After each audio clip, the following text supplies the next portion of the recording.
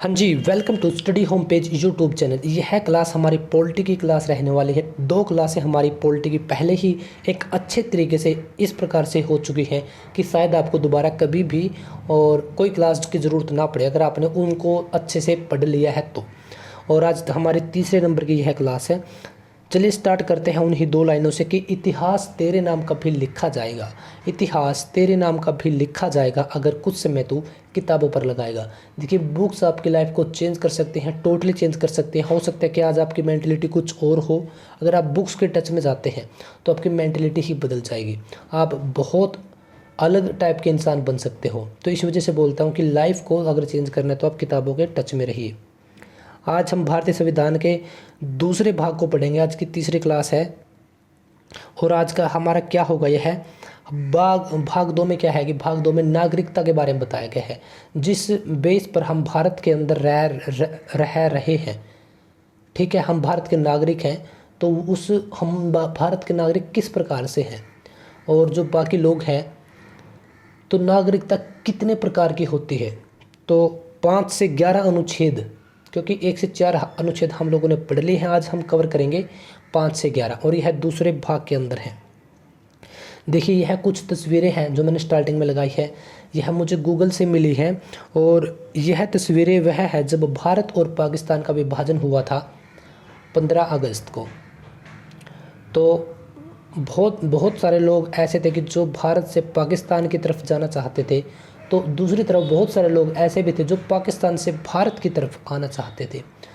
तो एक जो ट्रेनें हैं वो ट्रेनें चलाई गई थी और ट्रेनें तो वैसे भी पहले ही चलती थी, लेकिन उसमें क्या हो गया था कि उसमें आप जानते हो कि बहुत ज़्यादा विवाद हो गए थे। लाशें इतनी हो चुकी थी कि जिस ट्रेन को आप देख रहे थे वह जीवित इंसानों से नहीं बल्कि मुर्दों से भरी हुई पहुंच रही थी। तो आप देख सकते हो यह एक तस्वीर है वहाँ की 1947 की। इसके क्यों लगाई गई है, आज अभी बात करते हैं इसके बारे में। भाग 2 के बारे में हम बात कर रहे हैं जो कि आपकी नागरिकता से रिलेटेड है।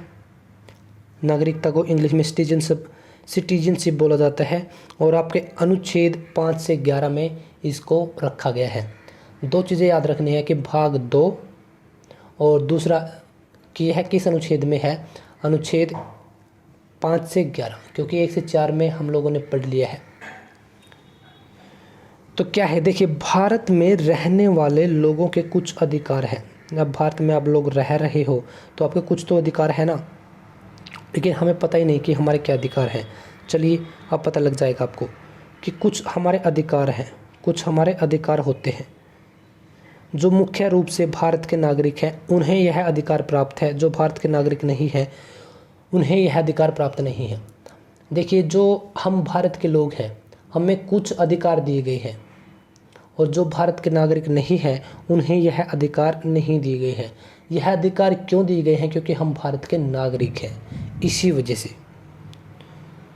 और जो यह नागरिकता है, नागरिकता वर्ड या नागरिकता, इसका पहला विवरण या पहली बार डिस्कस किसने किया था, अरस्तु ने किया था। इतनी बात आपको ध्यान रखनी है।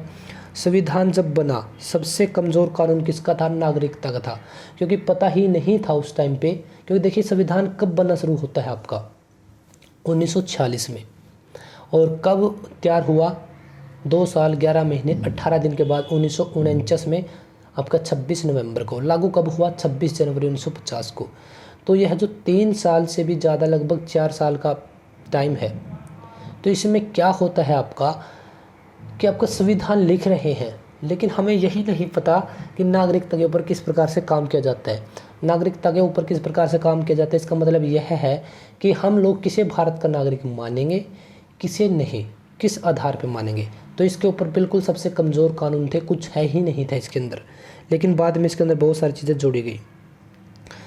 देखिए, हम डिस्कस करते हैं कि जब पहली बार कुछ संविधान की किताब के अंदर लिखा गया, जैसे अब आप कोई नोटबुक तैयार कर रहे हैं, किसी चीज़ के बारे में आप पहली बार लिखते हैं तो आप कितना लिखोगे, जितना आपको पता है।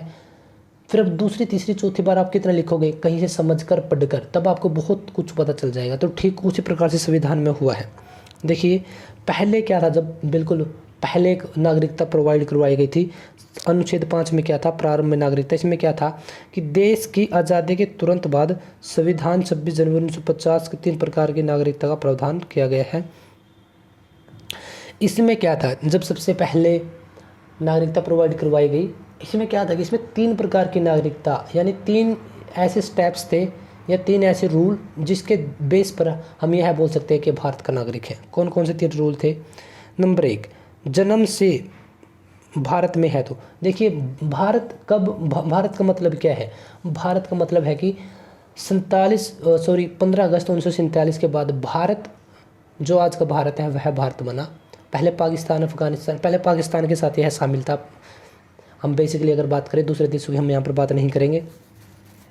देखिए जन्म से, देखिए वो 15 अगस्त 1947 के बाद अगर उसके बाद किसी भी लोगों का जन्म आज के भारत में हुआ है तो वह भारत का नागरिक होगा। माता पिता में से एक भारत का नागरिक है। जैसे देखिए कि 1947 के बाद मान के चलिए कि एक कोई इंसान है वह भारत का है, कोई व्यक्ति है भारत का है, महिला कहीं बाहर की है, रहते दोनों भारत में है, तो दोनों में से एक भारत का होना चाहिए, तब भी आपको नागरिकता दे दी जाएगी भारत की। नंबर 3, संविधान लागू होने से 6 महीने पहले अगर भारत में आ गए। तीसरा रूल यह था, संविधान लागू होने से पहले, संविधान लागू आपका कब हुआ? 26 नवंबर 1950 को, उससे 6 महीने पहले, यानी कि आप जुलाई 1949 तक अगर आप भारत में आ चुके हैं तब भी आप भारत के नागरिक होंगे। तो अनुच्छेद 5 के अंदर यह 3 चीज़ों का डिस्कस किया गया था। अरस्तु जिसने पहली बार इसका विवरण दिया था नागरिकता का, वही तस्वीर दोबारा से आपकी आंखों के सामने। पहले अनुच्छेद 6 में क्या बोला गया था? परमिट रूल बना दिया गया था। एक परमिट क्या है कि 19 जुलाई 1948 से पहले, जैसे जुलाई का अभी हमने डिस्कस किया था, इससे पहले का क्या है? इससे पहले की, तो अगर आप इससे पहले आ रहे हैं 19 जुलाई 1948 से अगर आप पहले आ रहे हैं भारत के अंदर, नो प्रॉब्लम, आपको कोई नहीं पूछेगा कि आप कौन हैं, क्यों हैं, कहाँ से आए, कैसे आए। अगर इसके बाद आप आए, इस डेट के बाद आए हैं, तो आपको एक परमिट, मतलब कि परमिट का क्या मतलब है? अब बॉर्डर पर कुछ लोग बिठा दिए गए थे सिक्योरिटी के रूप में, वह आपके चेकअप कर रहे थे भारत से पाकिस्तान, पाकिस्तान से भारत आने जाने वालों के लिए, कि अब जैसे कोई इस डेट को आया है या इसके बाद आया है तो अब क्या होगा, उसको एक स्लिप दे दी जाएगी कि आप इस डेट को आए हैं, उसके 6 महीने के बाद वह भारत की नागरिकता ले सकता है। पहले क्या था, डायरेक्टली नागरिकता मिल जाती थी। इतनी बातें हम सबको ध्यान रखनी है। दूसरा क्या कि संविधान 1946 से 1949 तक लिखा गया, तो भारत से पाकिस्तान आने जाने वाले बहुत थे, पाकिस्तान से भी भारत आने वाले बहुत थे, पर बॉर्डर खाली थे, और 19 जुलाई 1948 को परमिट रूल लागू कर दिया गया। अब जिस दिन नागरिक आया तो 6 महीने के बाद उसको नागरिकता मिलेगी। जैसे मिल्खा सिंह क्या थे, पाकिस्तान से भारत आए थे इसी टाइम पर 19 जुलाई 1948 के बाद, और उनको क्या किया गया था, 6 महीने का जो रूल था, 6 महीने के बाद ये नागरिकता, यह रूल उन पर लागू हुआ था। अनुच्छेद 7 में क्या था? पहले अनुच्छेद 7 में था कि 1 मार्च 1947 आप यहाँ पर एक वैसे बेसिकली डेट दे दी गई, कहाँ पे मेंशन नहीं है, लेकिन जब भारत आज़ाद हुआ, इसको आप वहाँ तक भी मान सकते हैं, के बाद पाकिस्तान गए, यानी जब भारत पाकिस्तान आज़ाद हुआ तो उसके बाद गए भारतीयों की नागरिकता सुरक्षा रहेगी, चाहे भारतीय वापस आ सकते 6 महीने के। देखिए इसमें क्या है, जैसे भारत और पाकिस्तान दोनों देशों का विभाजन होता है, तो विभाजन के बाद भी कुछ लोग यहाँ पर तंग थे, कुछ लोग वहाँ पर थे।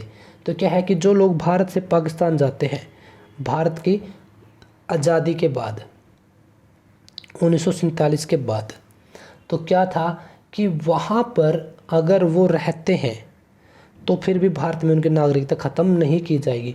क्यों? क्योंकि अगर उनका मन नहीं लगता किसी भी कारण से वो दोबारा आते, तो वही 6 मंथ वाला रूल इन पे लागू होगा। आप 6 महीने भारत में रहिए, आप हमें दिखाइए कि आप वास्तव से भारत की भूमि से जुड़े हैं, तो आपको नागरिकता दे दी जाएगी। देखिए अनुच्छेद 8 क्या कहता है कि 8 कहता है आपका कि विदेशी पर्यटन, शिक्षा, नौकरी की, आप जाइए विदेशों में जाइए, आप पर्यटन घूमने के लिए जाइए, शिक्षा के उद्देश्य से जाइए, नौकरी करने के लिए जाइए, आपकी नागरिकता भारतीय ही रहेगी, आपको कोई भी टेंशन लेने की ज़रूरत नहीं है। अनुच्छेद 9 क्या कहता है, अगर वहाँ की नागरिकता ले ली जहाँ पर घूमने के लिए गए हैं, तो भारत की नागरिकता आपकी ख़त्म हो जाएगी। सिर्फ इतनी सी बात है, 8 और 9 दोनों रिलेट करके हम लोगों को पढ़ने हैं। मिल्खा सिंह का हमने ऊपर डिस्कस किया था अभी।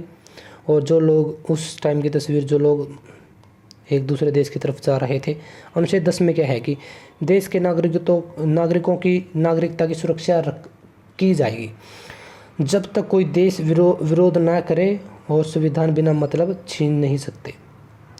देखिए, आप भारतीय नागरिक हैं, जब तक आपका व्यक्तिगत रूप से और आपका विरोध नहीं होगा तब तक आपको संविधान आपकी सुरक्षा ही करेगा, आपका जो अधिकार है वह छीन नहीं सकता। अनुच्छेद क्या है कि नागरिकता संबंधी कानून संसद बना सकती है। और मिल्खा सिंह, यहाँ पे रियल मिल्खा सिंह। देखिए, आज की वीडियो में हमने इतना ही डिस्कस किया।